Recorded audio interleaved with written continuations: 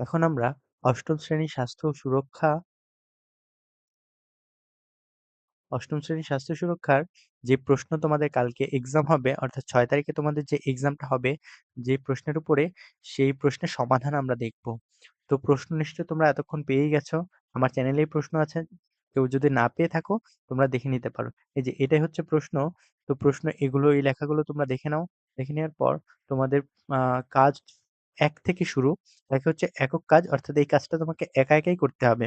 এখানে বনভোজনের দিন কি, কি খেলা যায় এ নিয়ে তোমরা সবার ভোট আ সবার ভোট নিয়ে ঠিক হলো দাড়িয়া বান্ধা, চোখ বেঁধে ছবিতে কপালে টিপ পরিয়ে দেওয়া ও সাঁতারের আয়োজন করা হয়।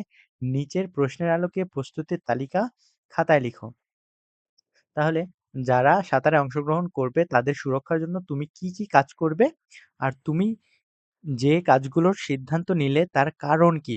অর্থাৎ সুরক্ষায় তুমি যে কাজগুলো করবে সেটা এখানে লিখতে হবে এবং তোমার এই কাজগুলো করার সিদ্ধান্ত নেওয়ার কারণটা এখানে লিখতে হবে। তো চলো এটার উত্তরটা দেখা যাক। এটার উত্তরটা হলো যে এখানে দেখো দেওয়া আছে,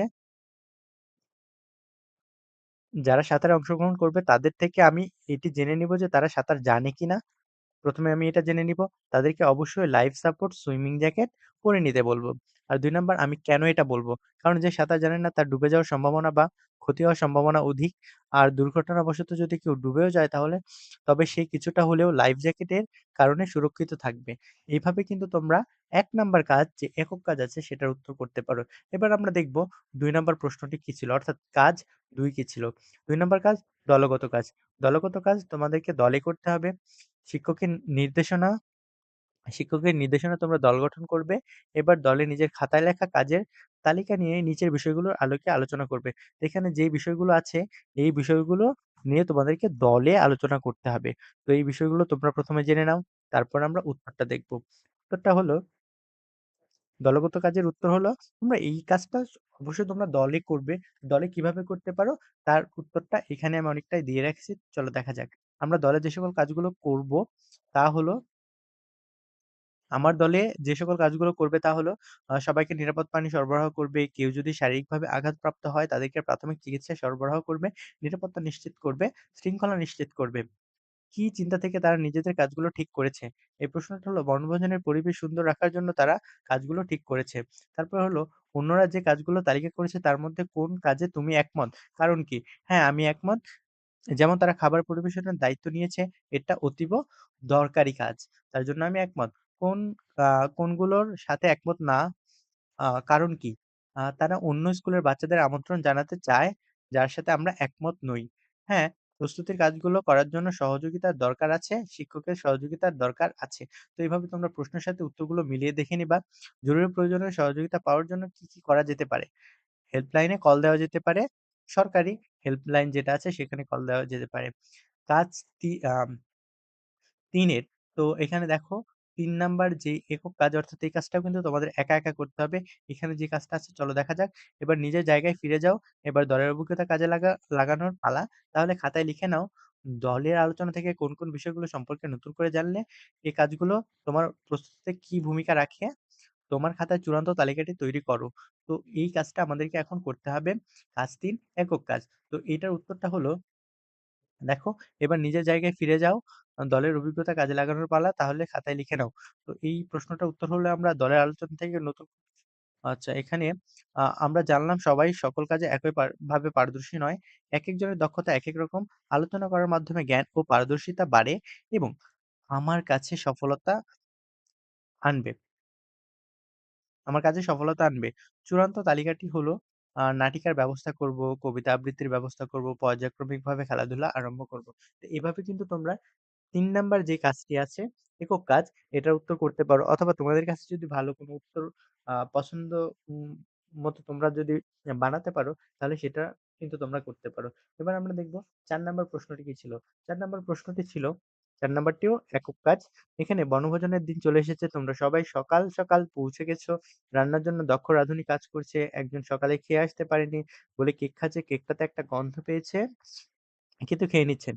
এই দলের সাথে তোমার একজন সহপাঠীও কাজ করছে। এই পরিস্থিতিতে তোমার করণীয় কি? খাতায় লিখো।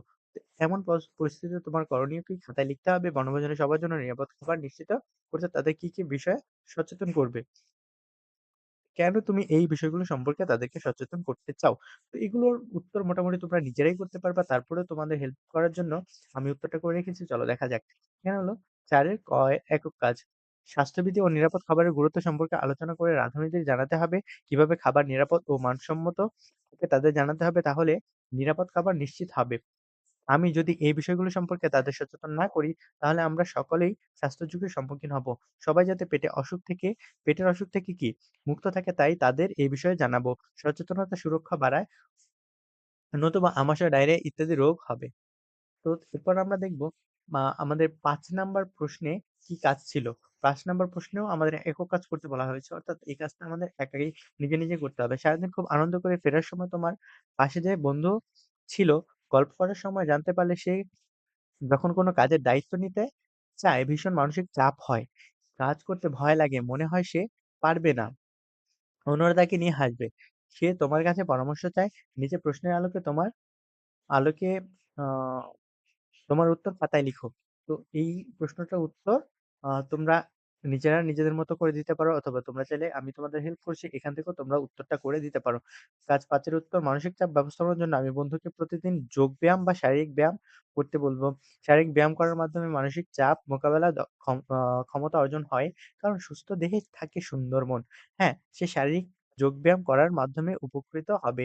এতে তার ঝুঁকি গ্রহণ ও মানসিক চাপ সহ্যের ক্ষমতা বাড়বে। আর মানসিক চাপ সহ্য করতে পারলেই আমার বন্ধু আমার পরামর্শে উপকৃত হবে। হ্যাঁ, অবশ্যই মানসিক চাপ আমার অনুভূত হয় পরীক্ষার প্রশ্ন দেওয়ার পূর্বের মুহূর্তে এবং রেজাল্ট প্রকাশ হওয়ার আগের দিন মানসিক চাপ অনুভূত হয়।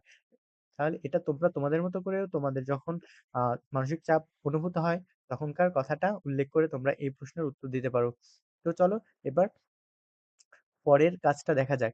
কাজ ৬ জোড়ায় কাজ। এই কাজটা কিন্তু তোমাদেরকে শিক্ষক যে জোড়া করে দিবে, সেখানে তোমাদেরকে সেই জোড়ায়, জোড়ায় এই কাজটা করতে হবে। তো এখানে প্রশ্নটা দেখে নাও। এবার শিক্ষকের নির্দেশনায় জোড়া তৈরি করবে কাজ। ৫ নং এ নিজেদের লেখা উত্তরগুলো নিয়ে নিচের আলোকে আলোচনা করবে ও প্রয়োজনীয় নোট নাও। কোন, কোন কাজ বা কৌশল ইতিবাচক উদাহরণ দাও। অর্থাৎ কোন, কোন কাজগুলো ভালো সেগুলো লিখতে হবে। আ কোন, কোন কাজ বা কৌশলগুলো ইতিবাচক, ভালো সেগুলো লিখতে হবে, উদাহরণ দিতে হবে। তোমার উল্লেখ করা নেতিবাচক কাজ বা কৌশলগুলো শরীরে ও মনে কি ধরনের প্রভাব ফেলে, মানসিক চাপের পরিস্থিতিতে প্রয়োজনে কার কাছে সহযোগিতা পাওয়া যেতে পারে। তো এইটাই হলো তোমাদের আ ৬ নাম্বার প্রশ্ন জোড়ায় কাজ। তো এই কাজটার উত্তর হতে পারে দেখো এরকম আ কাজ ৬ অন্যকে সাহায্য করা, সকল বিষয়ে সুধারণা পোষণ করা, উত্তম পরামর্শ প্রদান করা, অধ্যবসায়ের সাথে কাজ করে যাওয়া ইত্যাদি ইতিবাচক কাজের উদাহরণ। নেতিবাচক কাজগুলো আমার মনে অশান্তি, অস্থিরতা ও বিচলতা সৃষ্টি করে যার ফলে আমি শারীরিকভাবে অসুস্থ হয়ে যাই। নেতিবাচক কাজ আমাদের শরীরে ক্ষতিকর প্রভাব ফেলে। মানসিক চাপের পরিস্থিতিতে প্রয়োজনে আমার শিক্ষক, মা-বাবা, বন্ধুর কাছ থেকে সহযোগিতা পাওয়া যেতে পারে। তারপরে আমরা সর্বশেষ যে প্রশ্নটি ছিল আমাদের ৭ নাম্বার প্রশ্নটা। ৭ নাম্বার প্রশ্নটা দেখতে হলে তোমাদের ফোনটা একটু রোটেট করে নিবা। এখানে আমার পিডিএফটা করতে একটু ভুল হয়েছে তার জন্য। তো ৭ নাম্বার কাজে আমাদের কি ছিল? ৭ নাম্বার কাজে ছিল দলগত আলোচনার অভিজ্ঞতা থেকে নিচের প্রশ্নগুলোর উত্তর দাও। বন্ধুদের আ কাছে থেকে পাওয়া কি, কি ইতিবাচক কৌশল তুমি নিজের মানসিক চাপ ব্যবস্থাপনায় পরবর্তীতে ব্যবহার করতে চাও? একটি উদাহরণ লিখো। এই কৌশল জীবনে কি ফলাফল আনবে তুমি মনে করো? নিজেকে সুরক্ষিত রাখতে মানসিক চাপ নিয়ে স সকলের জানা প্রয়োজন এমন ৩ টি মেসেজ লিখো। তাহলে এটার উত্তরটা তোমরা কিভাবে লিখবা? চলো দেখা যাক। ৭ নাম্বার কাজের উত্তর মানসিক চাপ নিয়ন্ত্রণে আমার বন্ধু আমাকে কোরআন মাজিদ তিলাওয়াত করতে বলেছে। বিকালে খেলাধুলা করতে বলেছে, পরিবারের সদস্যদের সাথে গল্প করতে বলেছে। আমি পরবর্তীতে এই কৌশলগুলো মানব। তারপরে হচ্ছে এই কৌশলগুলো জীবনে ইতিবাচক ফলাফল আনবে। ৩ টি মেসেজ। প্রতিদিন একটু কষ্ট আ দিতে পারে মানসিক চাপহীন জীবন। মানসিক চাপ তাকে করবে না ঘায়েল। যার আছে একটি সুস্থ দেহ, প্রাণ খুলে হাসুন, মানসিক চাপ কমান। তো এইভাবে কিন্তু আমি এই মেসেজগুলো দিতে পারি। এভাবেই আমরা এই যে তোমাদের স্বাস্থ্য সুরক্ষার যেই প্রশ্নগুলো আগামীকাল তোমাদের পরীক্ষাতে আসবে সেগুলোর উত্তর আমরা করতে পারি। তোমরা আ নিজেদের মতো করে চাইলে উত্তর করতে পারো অথবা এখান থেকে হেল্প নিয়ে নিজেদের মতো করেই তোমরা উত্তরগুলো করবে। সবার পরীক্ষা ভালো হোক এই কামনায় ধন্যবাদ।